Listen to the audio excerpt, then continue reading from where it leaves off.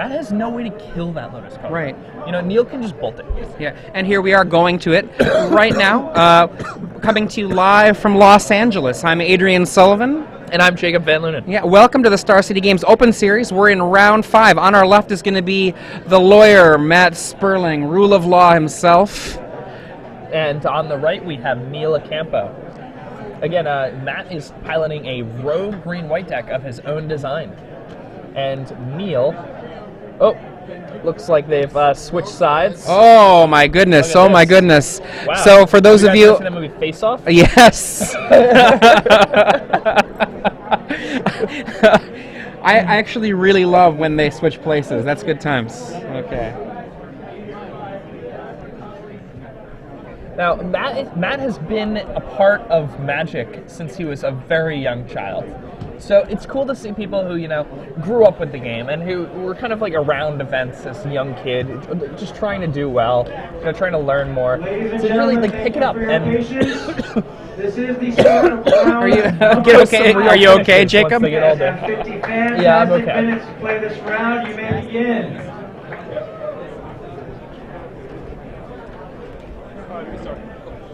Okay, so I'm going to say right now, I'm definitely rooting for Matt Sperling, and not just because I think he's the underdog in this matchup, but also because Matt Sperling inspired me to rebuild the Pro Tour junk deck. You know, it was a deck that I made a million trillion years ago, and then I saw him playing a version of it at a certain point, and I did some more work, and it became a really great deck for the first time, because before it was a good deck, became a great deck. Right now, junk is mostly seen in Legacy, and it's a great deck there. Okay. Oh yeah, it's huge there. 2 Lotus Cobras on turn 2. Now, some really explosive things could happen here. Yeah, I mean, Matt Sperling, both players can explode, but on the Matt's next turn, it's totally possible that he could cast, like, he wouldn't want to cast an Avenger of Zendikar on this turn, but he could cast an Inferno Titan. Now, Neil could just cast an Inferno Titan right now. That would be devastating. That would essentially just be the game. Oh, yeah, my bad. I was actually had it backwards. Matt Sperling does not have Inferno Titan. I was thinking of Neil's deck for a moment, and I got them mixed together in my own mind. Yeah, I mean, Matt could play a Baneslayer, but Two-headed giants this could be, competitors. yes, that is an Inferno Titan. Proceedings for deck construction can be found on And that's the it. pairings board L Boom. through O. He is a giant, Paper. and as far as giants go, he is of the fire giant variety. You know, Your seedings for deck construction. historically, those have been, you know, my favorite kinds of giants. Scoop, scoop, like scoop. Thundercloud Oh, Shaman. man. And that's it. Right? That Like, is it. That's what I was talking about with the, you know, Inferno Titan, his power level Oh. in this format. Like, there's so many one-toughness things. Like, if you Lotus Cobra into an Inferno Titan, you're going to win a game. Like, against just about everybody. Against blue-white, against green-based decks, you eat their board. I mean, one of And the then things... you have the threat that will just do it every single turn unless they stop it. I mean, so many of the decks right now, obviously Callblade can get hurt by an Inferno Titan, but the green-based decks can just get basically split open. Yeah, now here's one of the big issues happening, and Matt's got to be worried right now because Matt realizes, you know, he built this deck just before the tournament. He didn't play a game with it prior to the tournament. This is a rogue deck, and here he is fighting an Inferno Titan for what I'm assuming is the first time he's fought off Inferno Titans today, and he's looking at his main deck and his sideboard, and the only way he could possibly kill an Inferno Titan is once it attacks with his Gideon Jura. I know, right? That's his only way way of killing an Inferno Titan. after the effect. I mean, after the damage has been done. And once an Inferno Titan has attacked twice, once your opponent's gotten 2 free Arc Lightnings, it's really hard to win. Right. I mean, it's sort of like, you know, successfully throwing a stone and hitting your car after someone steals it. Yeah. You're like, ah. Now, from the board, Matt Sperling, what does he have to deal with this kind of thing? I mean, Linvala won't do the work. Core Sanctifier doesn't do much of anything. Mortar Pod is actually pretty solid. Mortar Pod he can use to Mortar kill... Pod is a good way to fight the Lotus Yeah, Cobra. kill a Lotus Cobra. I mean, I'm not sure exactly where he's going to go with that. I mean, it's really tough here for Matt, and Matt's got to know that. Matt knows that, you know, cards like Precursor Golem are really good against Matt too.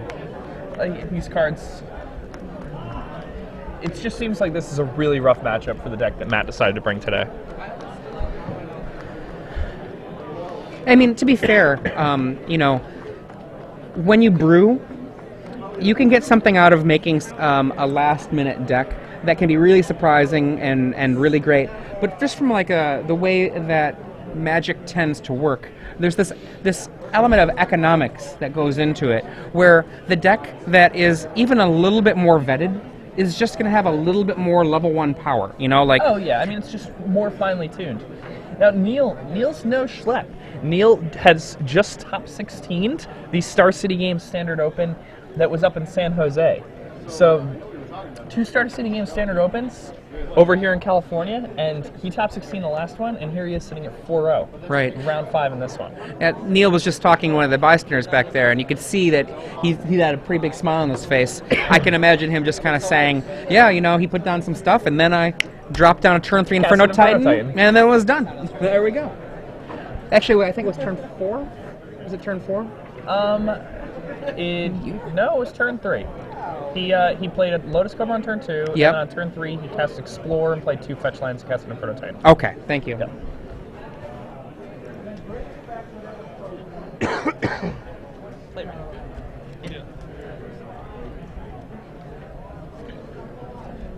Now, looking at from a historical standpoint, Neil came in 11th place in San Jose playing Genesis Wave. So he's the type of guy who likes playing with these Explore decks, these Haymaker type of decks. I like that too. And I'm very, very happy that he chose to bring Inferno Titans today. And that's a place you want to be. If you want to be ramping right now, you want to have a lot of Inferno Titans in your deck. I definitely made sure to pick up Inferno Titans really early, and for the most part, in terms of as an investment, so to speak, that wasn't like a huge win investment-wise like a Primeval Titan might have been. But Inferno Titan is starting to get its day. Oh yeah, and I mean, even in Valakut decks now, like, there are a lot of times where I'd much rather my opponent play a Primeval Titan than an Inferno Titan. And having access to these 8 cards that are just so backbreaking. Like, even in Extended, I played Inferno Titan in my Valakut deck for a while as a card that was another I win. Because against a lot of decks, it was just an I win. Before Fairies had Go for the Throat, it was an I win. Okay, so Here we are, we're off to the races. yeah, Matt Sperling, you know, he is somebody that is not the kind of person that's going to get phased by such a rough, quick loss. I mean, he's been around, you know, the rodeo for years now.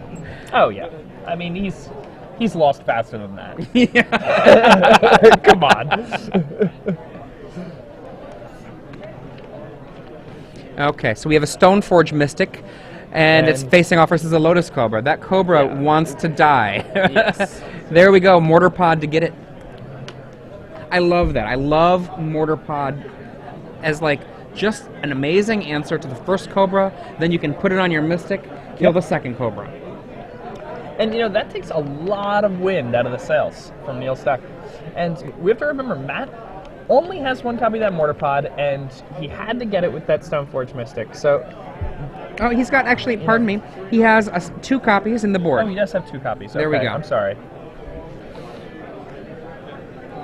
So it's not as bad as we thought it was. I mean, if he can keep Neil off of Lotus Cobra, then, you know, the degeneracy of Inferno Titan is, you know, quelled to a certain degree, because by the point that he's going to be playing Inferno Titans, Matt's already going to be on things like Baneslayer and Angel. Right, right. A second Lotus Cobra on the table. Like we said, that is easily dealt with the Mortar Pod in play. He does not have a Germ, but he has the Lady Stoneforge Mystic. I believe that Stoneforge Mystic is ready to die for the cause. Oh, yeah. You know, she's a martyr. Right. So I would attack for 1 here, and Neil probably won't block and then spend the 2 mana. Oh, is that another Mortar Pod? Yeah. Yes, never mind. We can just do that. Got your snakes. And the thing about this, too, is that the deck that Matt is playing has so many creatures that those mortar pods are going to be around to take care of another Lotus Cobra if it comes. But they're really, that's half of his Lotus Cobras. And so now what you're talking about is Neil Ocampo has to get to his expensive spells fairly. He has to, well, Yeah, he has to with play fair. He's Explore. already on 4 lands, Yeah. and the thing is, Matt's been spending his mana doing that, which has allowed Neil to just, play land drops and Right, casting right. Explore. He may be able to pass the turn with Mana Leak up here, and then, Matt can really only play, now he's exploring again, so he's just, building this mana, and, now Matt put all this time and effort into making sure that Neil didn't have this explosive draw, and there on he the very is. next turn, Neil is just going to be, bashing. Yeah, I mean, right now, he won't, like, let's say that a 6-drop hits and it's Inferno Titan on the table, right? It's going to be able to only kill one of those creatures. But, I mean, Matt is really in just a lot of trouble here. Yeah, and I mean, now Matt missed his 4th land drop, too, which is pretty unfortunate for him. And what do we see? A Halimar Depths? Or no, Preordain, my bad. Okay, so Neil does not have a Titan in hand or something like that. He might have an Acidic Slime. He might, what do we got? We have, Looks like a pass? Oh, I'm wrong. Okay. Pyroclasm. well, Ouch. that's about as good as it gets. Ouch. And there's a 7th land. That 7th land threatens for an Avenger of Zendikar on the next turn. Yes. Lotus Cobra hits the table. Fairly unexciting. He can make a total of 1/2 mana right now. Yeah, I mean, it can ramp him up to a Baneslayer if Right. he rips a land off the top. If Even a if it land into play comes tap and land. that Lotus Cobra survives, that Yeah. could make things good. It's true. But things could get really ugly really quick right now. I'm actually surprised if they don't. And again, we've got a dead Lotus Cobra, just trying to keep him from doing anything. I mean, basically the way that Neil Ocampo's deck works is he's got his big threats, and then he's got Jaces. So that right now he does not have any big threats going on. But all he's going to do is, preordain, or even just do something. There's the Jace. And right now, things have become very dangerous. His opponent has no threats going on.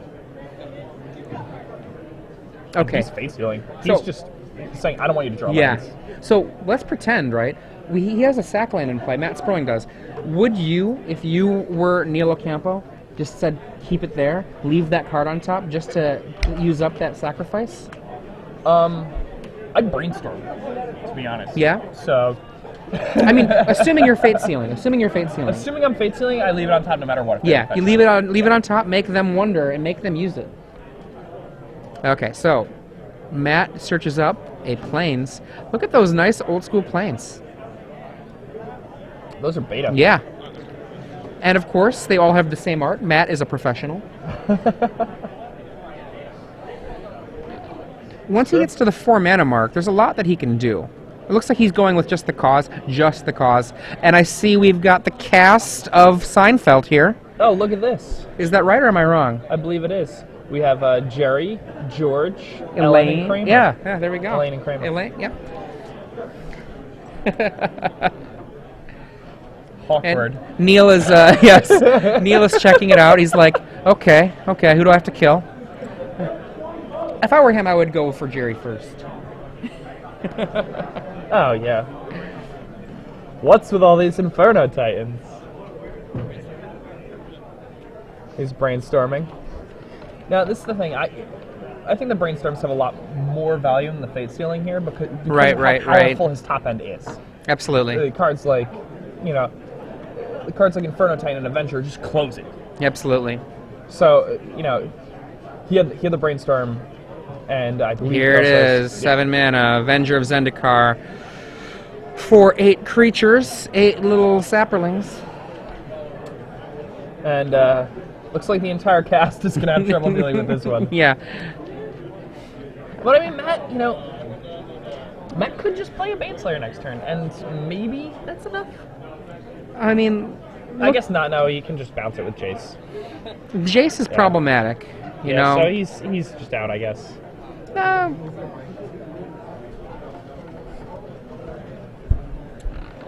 Okay.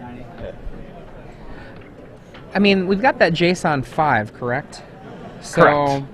I mean, he's not going to be able to get rid of the Jace this turn. I mean, if Linvala could turn off Jace, then I think he would have a good play here, but... and as Glenn Jones walks away, he laughs at that. I'm surprised. Neil Campo here, it looks like, is he using Squirtles? Are those his plant tokens? Is that Squirtle? Yeah, I've always been a big fan of the Oddish as a Interesting. plant token for Interesting. my Avenger of Zendikar. But it's more fun to say Squirtle. That's true. Yeah. That's true. Now, with that fetch land, those plants are very dangerous. Oh man, like I'm thinking about the video game Plants vs Zombies right now, and I'm gonna say that right now, even if Matt had a bunch of zombies, Team Plant would be the victor. Team Plant's got it. All those smiling sunflowers. I think part of the thing one of the things I don't particularly like about Matt's list, I don't see much in the way of an over-the-top play.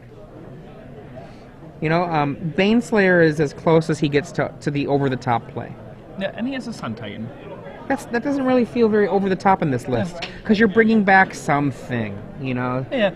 I mean, the thing about, though, like, the reason Sun Titan's so good is because, like, your over-the-top play is your swords. Right. So, like, Sun Titan makes those, like, this perpetual thing. Okay, what, off the screen,